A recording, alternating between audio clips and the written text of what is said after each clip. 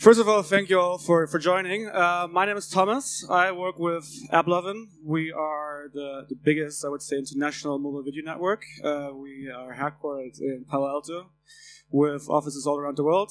I'm here in the Berlin office. We focus primarily on biz dev. And probably easiest if we start this off if these gentlemen introduce themselves. First of all, unfortunately, Michael couldn't make it, but the three gentlemen next to me will definitely add a lot of value. So, Ville, please. Yes, we like to add value. My name is Ville Heijari. I'm the Chief Marketing Officer for Rovio Games.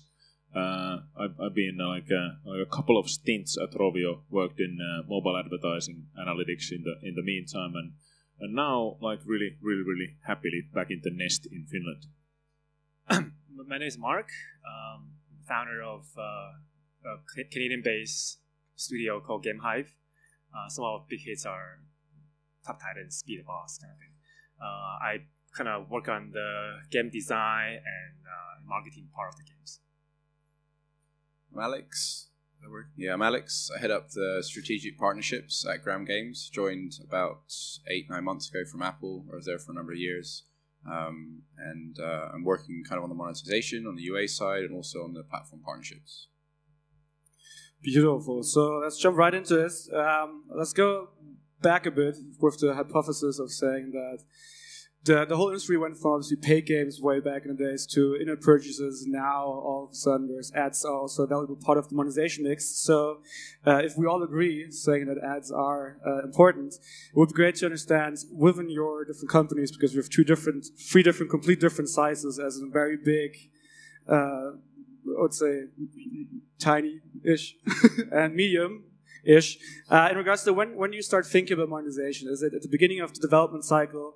Is it maybe you are even building games around ads? So where do you start? When do you start thinking about it? And also who's in charge? Is the product team? Is there dedicated monetization managers?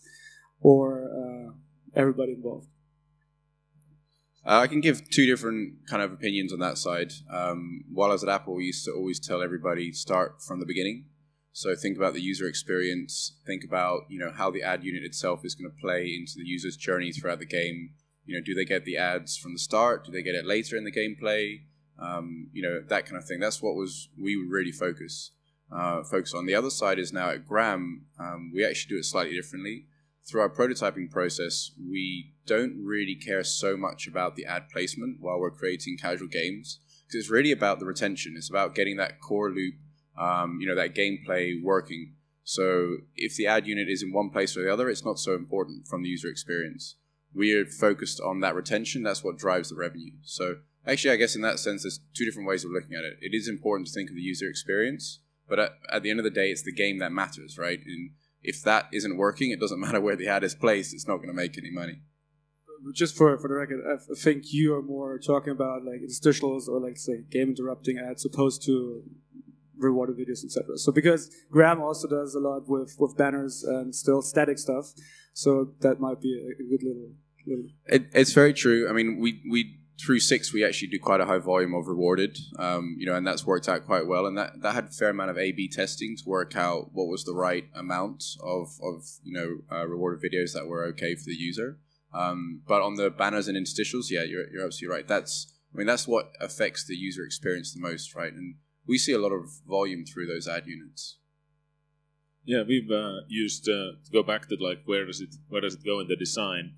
I think that we still have developers who want to create like a really pure gameplay experience and try to avoid ads as much as possible. So it really is like a concerted effort from our ad ops and advertising teams who are paying more and more attention on where do the ads go specifically, and then the game designers. So really from early on, like it just goes through to the whole game design process. Yeah, very similar in Hive too. We're a pretty small team, 15 people. So I guess everybody always conscious of gotta make the game profitable, and ads is a pretty important source of income. So early on the design, we'll think about where it could potential placement and where it fits to the game design kind of thing. I mean, we are not going to implement it until like very end of the game, but we thought about it and then leave socket and holes for us to use them. So for Game Hive, it's really a collaboration of effort, but obviously more on game designer will do that. But we think about the strategy way earlier in the game. But I really agree with them. Like if it's like banners and interstitial, it's not.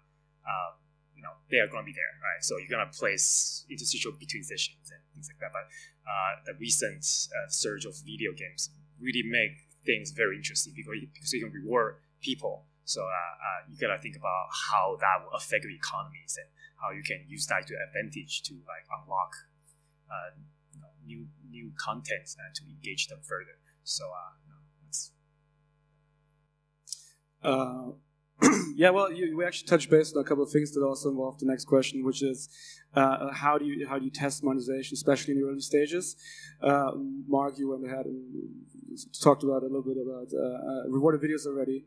Alex mentioned that static stuff is also important. So I think we have two very different approaches here already. On there's still, how often do you show ads, which would be a question directly for Alex, and also for Mark, how do you test the rewarded videos in regards to very early stage, and especially how the whole setup evolves. So you might start with one rewarded video, suddenly realize there is more to do and there's different placements, etc. So Mark, for you, in regards to Alex, in regards to you for static stuff, and Mark for rewarded.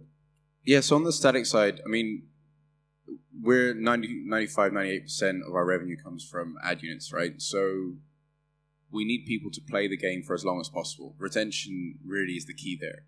So what we do when we soft launch is we A/B test several different versions and work out which one has got the best retention, and we'll run with that. So it's really not that complicated. It's just trying to work out, have a hypothesis. Okay, if we put an interstitial in between gameplay, it's just not going to work. If we show an interstitial after say 3 game sessions, does that increase retention time? So having a couple of different, theories like that, testing them out, and at the end of the day, tracking it back to the retention, that's the one that means the most for us. If you've got IAP in there, you've got other events, things like that, you're going to have a slightly different game loop. So you're going to have to, work a little bit harder. But for a casual ad-funded game, it's fairly straightforward. So we all agree that advertising is a numbers game, right? The more user, the longer they play, the more they, it's better it is, right? So for Game Hive, we try not to go too much ads at the beginning. So the first few hours of session, you won't see any ads. We have this, this incremental game, Top Titans, has these like little fairies flying around on the top, and once you tap on it, you get some nice boost of power-ups or coins or things like that. So what we're trying to do is just at the first 50 stages, there will be no ads at all. Just keep on tapping on them, and you want to train that user on that habits of just when he flies out, tap on it. When he flies out, tap on it. You don't even think about it because it's 100% good for you, right? And after a while, like 50 levels, we start having the video ads show up, but we give even more rewards, even bigger rewards. So it's actually like a very happy feeling when you see that. You're like, oh, this is even better than before. And they are already used to typing on that. They know how it's like. So it just very naturally fits in the system. And that worked really well. And we have players wanting to see more ads.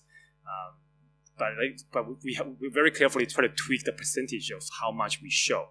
In terms of we don't want to, every time you tap on it, you just always ads. So we do a lot of testing to make sure it's a fine balance between show ads or not things. But it's a very interesting things to really want to engage the ads experience with the game, not feeling like it's two separate things.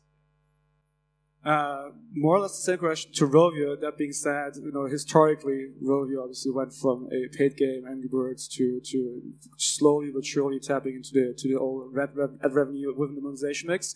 So it would be great if you could give us, since Rovio is such an old company, and kind of like the steps through the legacy of Rovio turning into a publisher that also shows ads. Yeah, sure. So. Like back when Angry Birds was released in 2009, and back in 2010 when we were building it for Android, it was originally released on iOS. the Android market at that time wasn't very mature at all, and even like the payment wasn't available consistently in different countries. So it was very, very, very, very fragmented, and we really saw ads and ad monetization as the solution to that. So it was kind of a bold decision back then to release Angry Birds on Android with nothing but AdMob banners in it. So it was very profitable from the beginning, and it was actually funny because at the time it was so popular that when we switched on ads in it, and then we started getting phone calls from AdMob or the other clients are complaining because we're sucking up all the inventory. So that like. That was simply like just a brutal banner implementation, and of course wouldn't really fly this day and age. And I think that like where we're really also focusing like many developers today really is rewarded video. So user initiated. I think like when you look at the different formats, and I think that like if you think of the user's life cycle within a game, within any app. When the user starts playing a game, continues playing the game, even spends money and so on, user initiated is such a great format because you can pretty much have it on from day one and have some kind of like rewarded placements in the game. Then if you start adding on top of that like more interruptive ad units, you start adding more banners. Then maybe test again and be more mindful of the frequency and so on.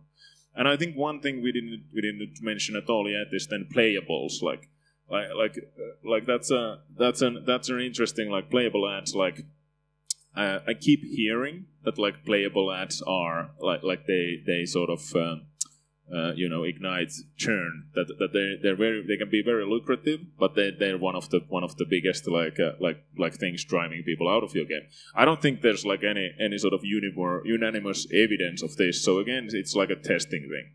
So are they going to be lucrative? Are they going to erode your user base? Like you make the decision based on data and not a gut feeling.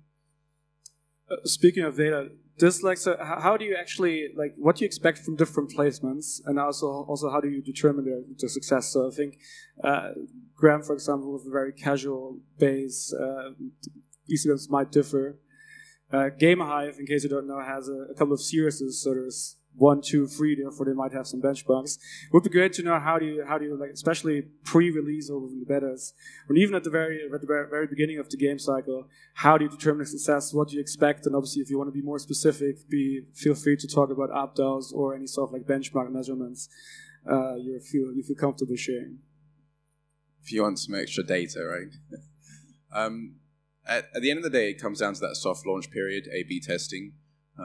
We take an overall LTV and then break it down by country, by network, by different platform, that kind of thing. And we take in organics, we take in ARPDAO times lifetime, and through lifetime we take in retention. So we kind of bundle that LTV into one number and use that to then focus the UA spend. The benchmarking of the different ad units, it boils down to the retention figure, right? So in the soft launch period, if a certain ad unit is causing a lower retention, we'll adjust that. So we don't have a specific criteria for rewarded needs to hit a $20 CPM for this period, or it needs to increase retention by a certain amount. No, it's more what's the overall LTV of that cohort and how can we increase that. And by increasing that, we can play with the variables. So the banner ads, the interstitials. One of the things that we did with 6 was reducing the amount of interstitials, at the start of the gameplay. So things like that, those are variables that you can play with to increase the retention. That's for an ad-funded game. That stays a little simple, a little easier for an ad-funded game. I'm just curious. So when the ARPDAO is not your target, do you try to increase retention, or you're trying to have more placement for ads? Yeah, so I mean, ARPDAO is a factor of lifetime, effectively, right, for us. And unfortunately, until somebody saves us, there's no way to attribute revenue to a specific user. through advertising. So we have to use averages, and that's why we take in the organics. We take in as much data as we can to get the best guess at what LTV is per cohort, and that's why it's pretty difficult for us. We have to stick to kind of averages. Well, for us in Game Hive, we didn't really measure so much of the ads opt-out at the beginning. Like we try to embed the whole ads mechanism within the games, and we try to measure the game as a whole, how sticky it is, PlayStation playtime, and really the longer they play, the more ads you'll see, and it's kind of what we focus on. You can always say like what's the biggest success measure for a placement and type of unit? So eCPM, right? Like where do you get the highest eCPM? Where do you get the highest overall yield? But the question is like, what are you looking for, right? I mean, yes, you have to have some sort of expectation where you say, well, this is what we were hoping. This is better or worse. And from that point, so how do you get to that specific point where you say, well, now I'm happy, right? Yeah, I would say that then depends like game by game, and you really do have to slice and dice it like per network, per country, and I don't think like networks and your audiences are equal by any means. And also, it really depends on the game. If you think about a top loading banner, it's going to refresh every 30 seconds. If you've got a longer game session of 5 minutes, maybe you'll get 10 ad units, but at a CPM of say $0.50 or $1.50, depending on the market. Is it worth having that in? Does it affect the retention enough for the end game interstitial? Which, if the game session's 5 minutes long, then you're only going to get one interstitial, but at a $10, $20, $30 CPM. So it kind of, there's so many different variables there. It's a little tricky to play with all of them. I think for us, at the end of the day, the overall LTV from the retention is the most important thing. So changing the ad unit placement a little bit is what we can play about with. There's fairly simple, key best practices. Banners at the top, interstitials after gameplay, rewarded video for in-game currency, things like that are fairly easy ways to use ads. And it's then a question of how do you pace them. And like it's a matter of testing and validation. Like the frequency specifically. There's an anecdote out there I'm not at liberty to fully disclose, but there are some major games where people have, for example, decided like whether to show an interstitial after every 5 rounds, or every 3 rounds, or every 2 rounds, or even every other like every round. And some of these decisions are still made that I think that 3 is too much and 5 is just right. But then, you want to measure that because, when are you going to, 6 months from now, if you would have shown ad impression every 3rd round of the game as opposed to every 5th round, that's a bunch of impressions if we're talking about a popular game. So, and that is just lost revenue. We briefly touched base on it in regards to, especially you, Ville, how the industry has has been leaning towards rewarded videos, and one interesting question I think is, how do you adapt to how the market is moving? So you go with rewarded video, now you also mentioned playables. I think it's safe to say, especially when it comes to rewarded videos, a lot of developers now focus or almost build their game around it. And I'd actually like to hear your take on whether playables is going to be something worth building games around as well, or whether it will pretty much just be interstitials or exchange it. Yeah, as I mentioned, then the churn sort of paradox is interesting with playables. I think what's really for us as a company, we come from a real premium publisher pedigree. So last year was really only the first year for us when we started fully ramping up UA and started spending at scale. And even then, up to that point, playables has been an interesting monetization thing. But this is really the first time for us as a publisher when we're looking at hey, what moves what moves the needle for us as an advertiser. And now we start seeing good traction from playable ads ourselves. So it's, as an advertiser, it's the best unit possible. So that also then just changing the mentality of sort of normalizing that ad unit. If you get my point. So you're saying as an advertiser you love it, and as a publisher you're kind of on the fence? Ambivalent, yeah. I kind of got to agree on that. personally, I don't like the ad units. That's just a personal opinion. The data needs to show us whether or not they detract take away users from our audience or not. That's something that we're still investigating. In terms of the UA side, I think they can work amazingly. We're seeing great results, through you guys, through other people using payables. It's an interesting story though, because we had a 5-star review a little while ago, and I think it was in the US. I can't remember exactly, but it said in the description, I absolutely love the game. It's great. I love putting the towers onto the grass and shooting, shooting different enemies. And it's like, hold on, what's going on here? It's a playable ad this person has gotten into and has gotten distracted and thinks that's our game. So, for a simple casual game, there is a danger that actually, it can hinder the experience from the user. And I think that's something that is anecdotal, and you need to look through the evidence to decide if it is good or bad, but it needs to be considered. As long as you retain that player, that's just an exciting minigame. I bet he's just trolling. Yeah. But there's one sort of question that's always in the room, which is, for example, are you going to show ads to paying users, right? Which obviously, again, from the advertising point of view, you kind of probably very, very much like that. Talking to playables and also having this little twist in there, would you say that showing ads to paying users, you potentially would also show maybe playables to only different segments? So summing up, is there any stuff like different strategies, monetization strategies on a segment basis within your games? So we'd love to be that smart, but for a fully ad-driven, game, actually the simple way is just to pay to remove ads. And beyond that, it doesn't make much sense for us to break down the audiences for different types of ad units in that sense. We haven't tried it, but I can't imagine it makes a big difference for us for an ad-driven game. So for us, it's actually kind of interesting. We break down our user to free users and small pay and big pay users. So for a free user, obviously they have to forced to watch ads. But if you buy anything from $2 to $20, you get an option to turn off the ads, turn off the video ads. But if you're buying anything like $50 or above, and then you not only can skip those ads, you get a reward without watching the ads. So that's a lot of people buy $50 pack, $100 pack just to get that, because that's not only you don't need to watch ads, you even get the reward without it. And so that's actually, a lot of people tell us that they buy that because of that. So actually that helps, having some ads there actually help you, selling your big packs. That's kind of how we do it. Yeah, I think when in interstitials were the main ad format and placement, I think the conventional wisdom was that just switch them off for paying customers.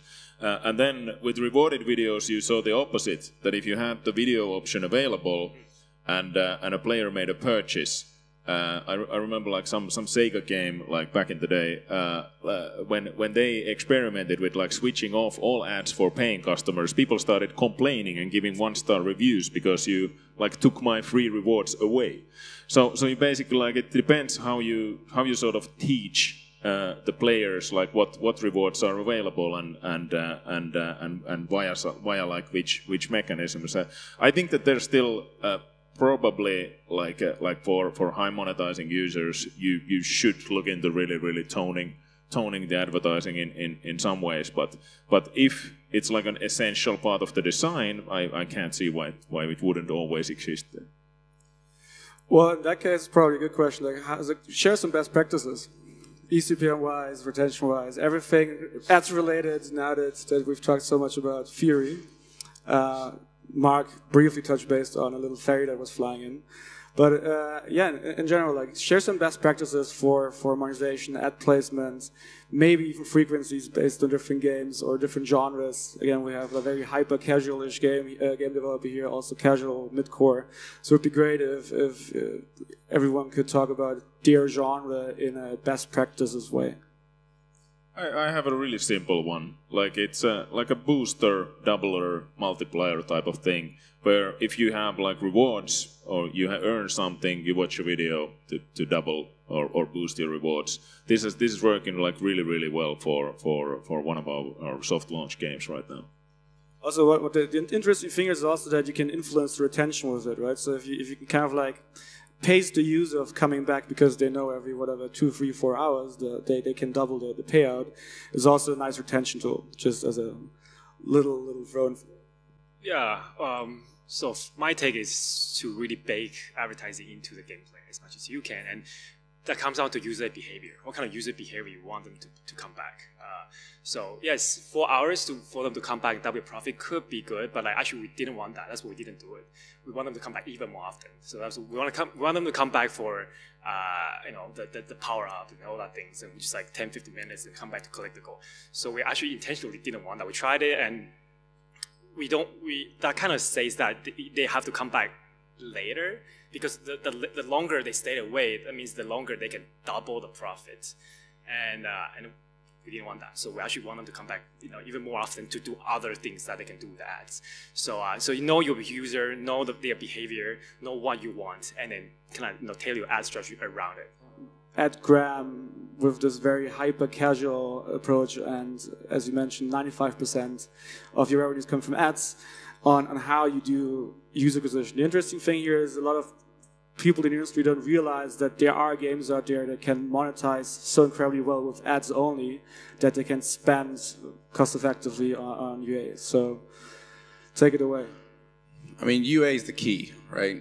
For us, at least, UA is the absolute key. Without UA, we couldn't grow the games. 6 was, pushed to #1, and a lot of that was UA, and it's a great game, and it works really well, and it blew past our expectations, but, UA was the key. How do we do it? We soft launch a lot, so we A/B test, various different, versions to work out what's the highest LTV for that gameplay. We take that LTV, break it down by country, by platform, by network, and then we know, okay, we've got an LTV target of X for that network, for that geo. And then we go for a CPI wall. We just don't go above a certain CPI. And we try every single network, everywhere that we can, to acquire those users. For us, they're casual games, so actually anybody that's playing that has a decent retention is good for us, right? We can earn money from them. So we put in a percentage delta, so we make sure that we're ROI positive for all our campaigns, and we just push as much as we can, And we basically have no limit to UA spend. We will go, as high as we can for that CPI target, and it'll be broken down, like I said, by country and network and that kind of thing. And how do you account for any sort of like reality, natural lift, exposure, and charts, etc.? How do you work your way around that? So there is no easy way to do that, and that's why we take LTV, including organics, including everything, and we average it all out.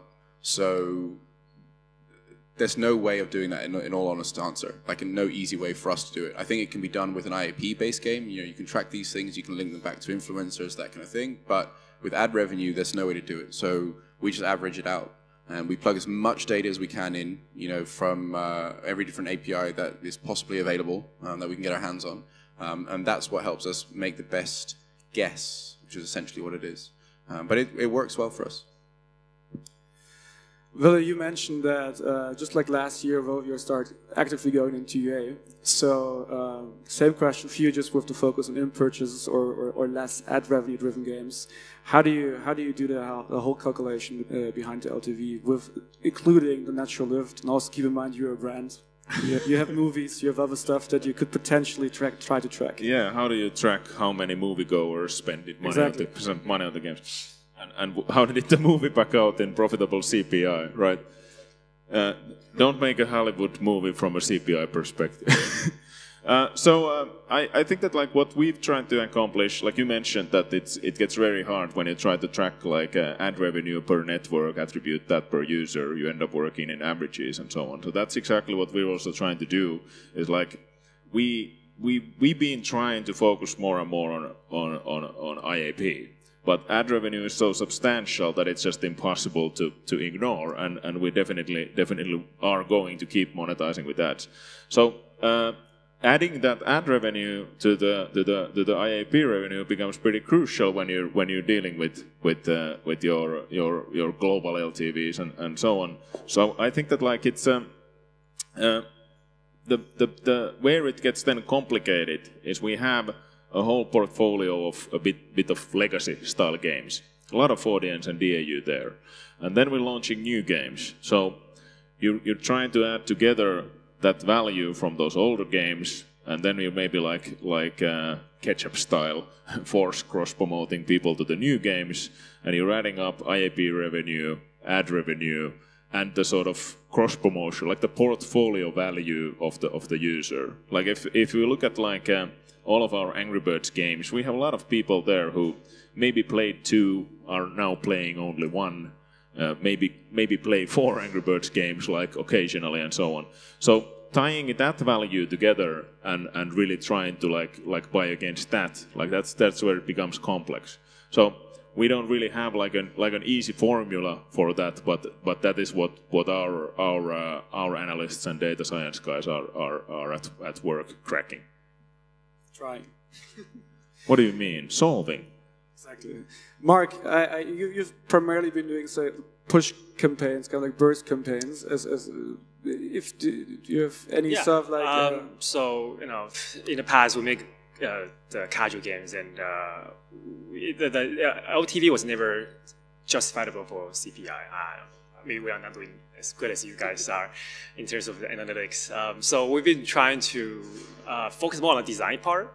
Trying to make a game that's fun and somehow have some kind of viral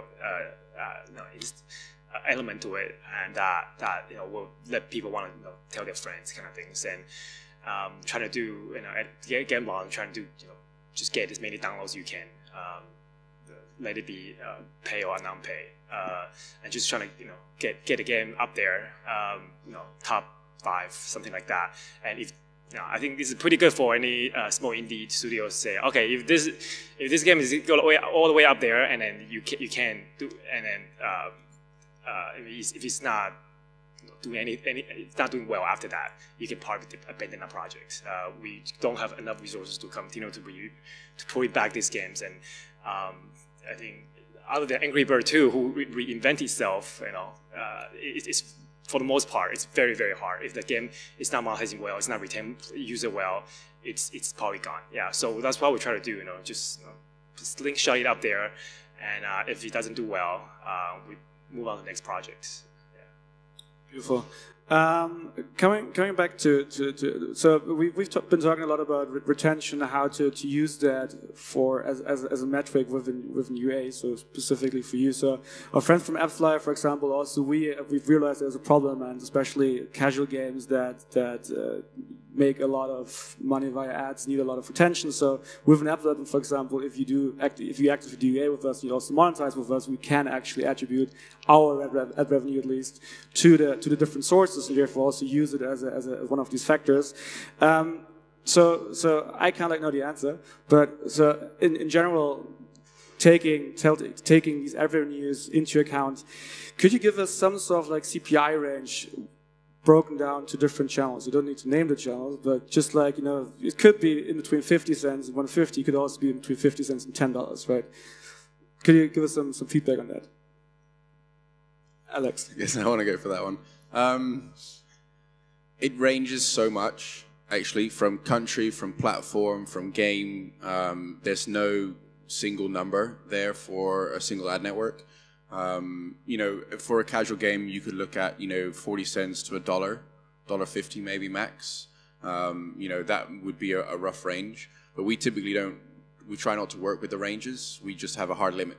So we know for this ad network, for this geo, this game, this is our CPI target, and that's it. Sorry, that's all. So you see the network itself as a source, not the potential apps the network is working with. Absolutely, because it boils down to retention, right? So which leads into LTV. So if a network is providing users that have a low retention, that LTV for that network is going to be X, right? So then we can only justify placing in our margin, which is a percentage as well. We can only justify a certain CPI limit, and that's why we won't go. I think we've tried once to go above a certain point just as a joke to try it, and it just wasn't even worth it. We will stick to our CPI targets religiously and try every single network and every single UA channel that we can to try and achieve those. From a data-driven point of view, though, it probably would make sense to also dig a little bit deeper there. and look into different sources as well. You're saying you want more money. Is that what it is? Of course, it makes sense to look at the data, and that's what we try to do the most with our platform. But if a network or a geo or device or a game isn't performing in a certain way or isn't able to justify more spend, we try and keep all our UA ROI positive. And that can take 3 to 1 month, whatever time frame, doesn't matter, but it has to be ROI positive. There's no point in spending more. It just doesn't make any sense for us. We don't have those whales that come in that spend $1,000. Like, that's not our business model, at least not yet. I was going to say that. Ville, for you, similar question in regards to different channels and how do you differentiate the different channels and what's the CPI range you're seeing? I think that we've lately been really looking to find more volume. So it's pretty much boils down to either a high volume of installs or the predicted high predicted LTV. I'm not gonna dig into the CPI ranges here because it's the same story, that it could be go from very, very low to relatively high, and it fully depends on. But your games are a little bit more mid-core-ish or yeah. He wants a number. I want a number. He wants a number. He wants a number. What's with the numbers? Yeah. He wants to know how much he can charge you. No. But like we have. It's dynamic. Wait a minute. So, this is just like sales exploration rather than like an action informative panel, right?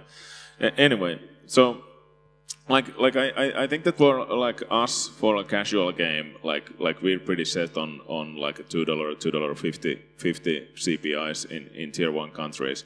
I think in our case, we do benefit a lot from the Angry Birds recognition. So the brand really does drive up the conversion. But how we do the bidding is pretty much against the predicted LTV and the governance on margins. So you have an expected payout and you bid against that, and that's it. Something that we were talking about earlier actually is ad creative. That's something that we are also A/B testing an awful lot at the moment. Different types of creative going in line with certain key global events, things like that, actually can increase your CTR by percentage points. So that's another key variable actually that can play a large role. I guess for you guys, you've got a good brand, you've got a great recognition from audience. It helps a lot. Using that, testing out different ad creative, I think is also, I would imagine, is essential. And that's also like one of the pinch points when you're really doing this at scale, especially when you have multiple titles.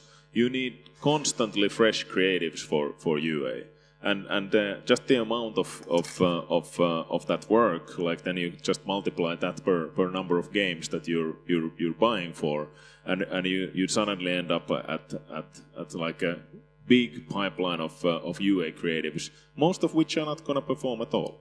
so that's the best part of it, that like the network really is the judge of performance and quality. And I like to say, we have a big creative team in house, and they're always polishing these things, and there's a bit of juxtaposition of wanting quick and dirty UA creatives that you just fire out and see what works, as opposed to these highly creative individuals wanting to produce the best possible quality. But I think we're finding that balance. Especially when it comes to getting new videos, right? Exactly. So we're almost out of time, but I'd like to finish this with my favorite question. Do you guys look up to any company when it comes to monetization, UA, or design, and Supercell machine zone is not allowed? I do, from a sort of indie developer perspective, if I can put an indie developer hat on. I do like the sort of business-mindedness of Ketchup. There's something very straightforward, something quite unashamed about the approach, and they really built a remarkable thing on the cross promotion and advertising. Also keep in mind the amount of Apple features they had. But not maybe that much anymore, though. Not this year, right? But yeah, of course, cross promotion is great, and they've done incredibly well. And I think also the Ubisoft move was great. But I think it's always important to keep in mind that the amount of features they had at the very beginning was really, really, really, really high. Yeah, for me, on the casual game side, there's not an awful lot that I'm looking up to and getting blown away by at the moment. I think Ketchup have done a really good job of creating a business model out of, you know, casual games, which I have a lot of respect for. I'm not personally so sure how long that's going to last. I'm going to be really interested to see, you know, how it changes for them in the next few years. But you know, on the casual side, there's not a lot out there. I think there's a really big opportunity for some large players to come into the market and own that space. And I think, you know, what we're doing at Gram is building that into a business. You know, understanding what are the really cool game loops that people want to play and turning that into, you know, a scalable product that we can grow. I used to play a ton of the game from Uga. I mean, their early games just phenomenal, and they were able to retain a lot of those games, Diamond Dash and whatnot, for like 6-7 years and still running. I can't imagine just a simple just tap game. It's 7 years running and it can still reinvent itself and add new content and still have so many people working on it. So yeah, I think they are doing, you know, pretty cool stuff, but they couldn't have many new games, so that's getting tough. But I think they're all cool guys, amazing. I think like both, when it comes to both like UA and monetization side of things, like we're all kind of looking at these different companies that like, oh, they're so great, but like at Rovio there was always this baggage of going from premium to free to play that like we don't know, like all these other people have, like they've been doing this for a couple of years now, but we don't have the insight, or we can't do this, or so on. And then, like, you go and try to figure out that, like, this guy has probably, like, better knowledge, and this guy has better tools, and this guy has the technology and data. But at the end of the day, like, everybody has the same networks and tools at their disposal. So, like a good colleague said to me yesterday, like, if it's not working for you, maybe you're not working hard enough. So, like, a lot of the results that we see in the marketplace, yes, a lot of it is timing and luck and right product at the right time for the right market. But there is also, like, behind all of these success stories, there's just this diligent work that goes into setting up these things. Well, I always like future play games because nobody mentioned here, which is a shame, because their whole business model is built around ads, which is obviously great. And it actually pretty much, like we mentioned a couple of these, you know, retention things, the doubles. They use all of them, and I think it's a very interesting sort of like business model to move forward. Hello. Yeah, thank you for the insights on the best practices. I'm curious that in-app advertising, especially in context with giving out real currency rewards, impact the in-app purchase behavior. I think it depends on the implementation. So you can definitely have like boosters in place. You can have like different currencies. You can have objects that you can only get through gameplay and so on. So I think that this is a design issue. That if you do have a rewarded placement and it really eats away at your in-app revenue, then that's a faulty design. We definitely did some experiment on that. But what we found is the people who watch ads actually pay too. It's not like a either or things. For the most part, it's the people who's not engaged with the game, they won't pay, they won't watch any ads, there's just no value. Now, people who actually watch ads, a lot of them are engaged and they might pay right away, or they will pay like 3 days later. And for us, we really think you don't need to really choose from both. If you design well, you can have both coexist. One thing I want to throw out here, as I was not a developer, but we also see a lot of games, is that generally speaking, you want to tie rewarded video to some sort of it could be a sword, could be a booster, it could be something, but everything but coins, because at some point you will face the problem that obviously the amount of coins have to increase as well. If you're level 50 and you get the same 50 golden coins from the very beginning, it's not going to be too tempting for you. So if you don't have a back end that sort of dynamically increases the payout on a currency level, you might want to stick to a booster, because an X2 is always going to stay an X2, and some sort of like speed up will also going to stay a speed up, and that's it. So stay away from, in most cases, stay away from giving currency as a reward. Thank you for the presentation. Really appreciate it. I guess what I want to know is how often do you guys test new UA channels, and what are you looking for in those new partners? With money. Honestly, just throw some money at them, see what it looks like. You know, the metrics for us are retention. So, you know, we're looking for, you know, various different retention markers, you know, to equate back to a decent LTV. If that works out, great, let's plug some more in. But, you know, beyond that, it's difficult. You know, it sounds a little bit, you know, subjective, but actually working with somebody that you like, that you know, can play a big role. You know, so there's maybe 200-300 different ad networks out there that are, you know, are trying to get your money, but the ones that we work with mostly tend to be the ones that we actually get on with the best. So that plays a part of it, but at the end of the day, it's, you know, for us, it's retention. You know, is that working out? Is it ROI positive? Yes or no?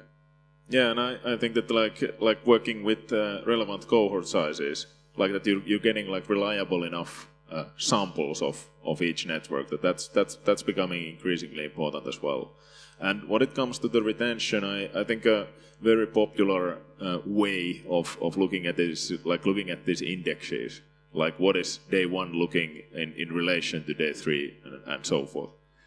Finish this with the last question. Like, do you see, like, let's look into the crystal ball a bit, any sort of like forecasts or predictions or big trends that you see coming or you are particularly excited about? I guess I kick off with playables. I think that's, you know, clearly what everybody's kind of talking about and looking into. I think the jury is still out, you know, whether or not, you know, they work effectively for both parties. You know, kind of like a direct deal with another advertiser. Typically, one person, you know, the two game developers is going to lose out a little bit. You know, maybe you'll lose some more money, maybe you gain some. You know, it's tough to make a win-win case for a direct deal. In the same way that, you know, a playable could also be a similar situation. I think that's going to be the next. I think we're going to find out in the next year when we all have enough data to evaluate that.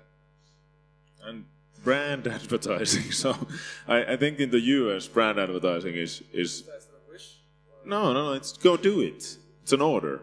So, like we've been now for, I think the past 2 years has been like sort of on the threshold that any minute now, like Coca-Cola and Chevrolet and everybody is gonna pour more and more of their budgets into mobile, and to some extent that's happening. But I think from a perspective of a European developer, it's excruciatingly slow still. Do you have any insight on this? To very briefly touch base on it, if a Coca-Cola comes along and you know pays the eCPM's performance-based campaigns pay, we would obviously love it. But it's hard to compete on a CPCV basis where you don't have any action you can track to kind of like, you know, compare that to games that are meant to draw the money out of your pocket. So if Coca-Cola or any other big corporation either finds a way to have some sort of like action behind it, which is trackable, and also you can attribute some sort of like revenues to it, we would be all over it. Until that day comes, unfortunately, performance-based advertising is primarily gaming. That's the way it is. I think it'll change. I think it'll happen. And part of the reason is I've worked previously on, you know, with the big advertisers for branding campaigns, stuff like that. And I think in general, and it's a generalization, but they don't get it yet. They don't understand mobile advertising yet. I don't think you need to have a specific action at the end of a mobile ad unit. I think you need to track it well.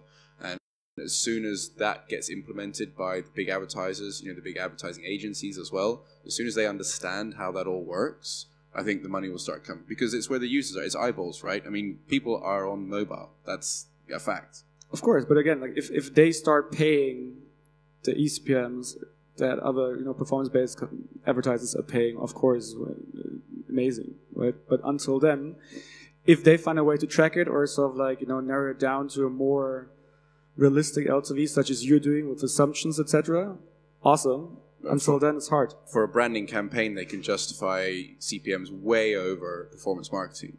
But not on the same scale, right? I mean, yeah, of course, you know, their brand can spend a lot of money in a high eCPM, but as long as they only show that ads to 10,000 users, not 10 million, there's no scale. Therefore, it's not sustainable. It's back and forth. I disagree. I think there is a lot of scale there, and part of the reason is because while I was at IAD, we were working with the big advertisers, and that's where the majority of the revenue came from high CPM, from brand sales. So I think it is there. I just think they don't understand mobile enough yet to be able to justify placing the money. And I think that'll change. And I think in performance we're still sort of stuck into looking at the view level, like eCPM. We're looking at the first impression, second, so forth. So I think with brand, there will be an opportunity to show many more impressions per user, and have them further down the waterfall still be like very lucrative. I agree 100%. Like the whole CPCV stuff that also some of our befriended competitors used to do a lot. For branding, it's great. Cinema, right? I mean, there's an endless supply of new movies that could potentially run campaigns on a CPCV basis. And yes, of course, they don't have to compete with the high-paying first and second and third view. But again, unfortunately, I agree with you on that they haven't figured it out yet, or they haven't understand. They just don't get it yet. But yeah, it might become a part of the mix, and so that the share will increase. But it's very unlikely that they will compete with the high-level eCPMs that any other performance campaigns can actually provide to you on a constant level for weeks and not days. There's hope. There's hope. Well, unfortunately, we're running out of time. Yeah, gentlemen, thanks a lot for your time, for your insights, for this panel. I hope you guys enjoyed it as much as I did, and thanks. Thanks. Thank you.